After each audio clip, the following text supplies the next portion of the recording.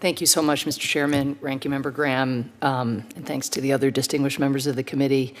Grateful for your comments, but above all, grateful for your leadership. And you were right in crediting USAID's teams for the sacrifices and the work that they do all around the world. I would also just thank your teams. This budget process is not easy because so many of us here believe in everything we do and recognize that everything is connected to everything else. It is very hard in an environment of cuts to find places to cut, and the collaboration that we have in thinking these problems through together has been absolutely pivotal. So thanks really to the people, to you here, and to those who sit behind you. I want to start just by reflecting and really speaking to, I think, Senator Graham's comments, but reflecting on the lobby of the Republic of Korea's Development Agency, which is their equivalent of USAID. They actually display an old bag of flour from the 1940s, which is marked with the words, "From the American people," which of course is USAID's motto today. But this is a reminder of how the United States showed up, supported them when they were one of the poorest countries on the planet, to fight hunger and disease and to kickstart a journey of remarkable economic growth. Today, of course, South Korea is one of the world's richest countries, and last year spent nearly $4 billion, and this is the critical point, providing assistance to other countries. And while a lot of countries are experiencing cuts at a time when we can least afford it, I will say this coming year, Korea plans to go up from $4 billion to $5 billion in assistance to other countries. The decades that the United States has invested in supporting countries chart their own paths of development has, in fact, notwithstanding today's problems, brought extraordinary results, and not only for our partners, but also for our own people. We have helped stop the spread of diseases that threaten us all and develop more resilient and high-yield crops that can feed growing populations. We've helped people and nations rise up from poverty, and in doing so, invested billions in American small businesses and opened up new markets for American products. And this is the really important fact. 8 of our top 10 trading partners today were once recipients of U.S. assistance. It's a long game, I get. Under President Biden's leadership and in partnership with this committee, we are building on this legacy. In Ukraine, such a vivid example, USAID has helped Ukrainian farmers withstand Putin's attempts to destroy the agricultural sector. We have done this, thanks to you all, by getting them the seeds, the equipment, and initially the alternative export routes that they needed. This has remarkably helped Ukraine rebound their grain exports to very close to pre-war export levels. That is just extraordinary when you think of the systematic bombardment of the agricultural infrastructure by Putin's forces. This, in turn, because everything is connected to everything else, has helped bring global food prices down 26% from their 2022 peak. In Nigeria, we are providing community health workers with technologies to spot diseases like tuberculosis early, which helped increase TB diagnoses by 1/3 in a single year. This allows patients to get treatment so that outbreaks don't spread across the planet. Across Africa, we are working to connect African and American companies and reduce barriers to trade through the Prosper Africa initiative. Efforts that since 2019 have generated some $86 billion in trade and investment that builds prosperity, again, both for our African partners and for businesses here at home.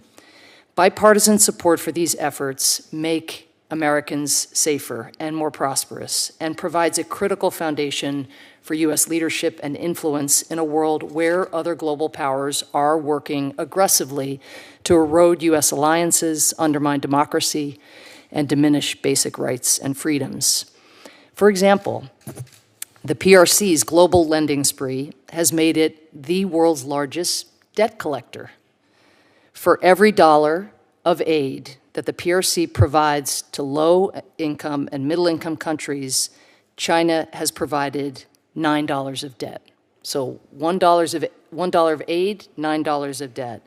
The opposite of true is true here in the United States. For every dollar of debt we provide at least $9 of aid. The PRC's assistance tends to be negotiated behind closed doors, fueling corruption, and can demonstrate a flagrant disregard for human rights. One chilling example, of course, is the PRC's Safe Cities initiative, which provides surveillance and facial recognition technology that can monitor critics, journalists, and activists, and that technology has been given to 80 countries so far, at least. We need U.S. leadership to advance models of development and governance that honor freedom, transparency, human dignity, and opportunity for all, which in turn will be more stabilizing. The Biden-Harris administration's FY 2025 request of $28.3 billion for USAID's fully and partially managed accounts would give us the resources to continue that leadership. With these funds, we will help nations around the world strengthen food security, improve health, and drive economic growth. We will respond to what have already been described as historic levels of humanitarian need. USAID teams have been working day and night to address the catastrophic humanitarian crisis in Gaza, where nearly the entire population is living under the threat of famine. Add to that ongoing crises in Ukraine, Sudan, and beyond, and continued battering from a growing number of natural disasters, and the number of people requiring humanitarian assistance has increased by nearly a third, from 274 million in 2022 to 363 million at the end of 2023. I mean, if you think about that time margin and the number of people with new needs, it's breathtaking. To meet these needs, and this is really something that I think we all must stress, we will need both the $10 billion in humanitarian assistance in this budget request, as well as the $10 billion in emergency humanitarian assistance in the pending national security supplemental requests. Otherwise, we will be forced to make draconian cuts to rations and support all around the world. I want to be clear that the FY 2025 request recognizes the need for trade-offs. Crucially, this budget gives us specific resources to help us deliver even better value for money. We have inaugurated, as many of you know, a new Office of the Chief Economist just last July, and the team is already expanding our use of rigorous analysis across the agency to identify best buys, the programs with the highest impact per dollar invested so that they can be scaled. They identified, for example, a poverty reduction program in our Bureau of Humanitarian Assistance, which is being piloted in Uganda, which is offering a sequenced set of supports like trainings and financial services that help refugees move from requiring humanitarian assistance to earning livelihoods for themselves. For every dollar we invest there, households are seeing over 4 times the return in economic benefits, and we are now taking that program on the road to other nations. I'm going to wrap up here just in a minute. Beyond maximizing our own resources through efforts like that of the Chief Economist, we are drawing in new partners through tools like the new EDGE Fund. And here I really just want to thank you for supporting that fund. It is an innovation, it meets this moment, and we need to scale it. This is an incentive fund designed to apply the private sector's unique comparative advantages to some of the largest global development challenges. We're working with companies like Citibank, Walmart, and Johnson & Johnson to boost our impact. And I want to be clear that from FY 2021 to FY 2023 alone, private sector partner contributions to USAID activities jumped by over 60%. And this is something we need to make more broadly known so people understand how we are trying to leverage taxpayer dollars so that they go further. We also recognize that the future of development in so many countries is going to be driven by the private sector.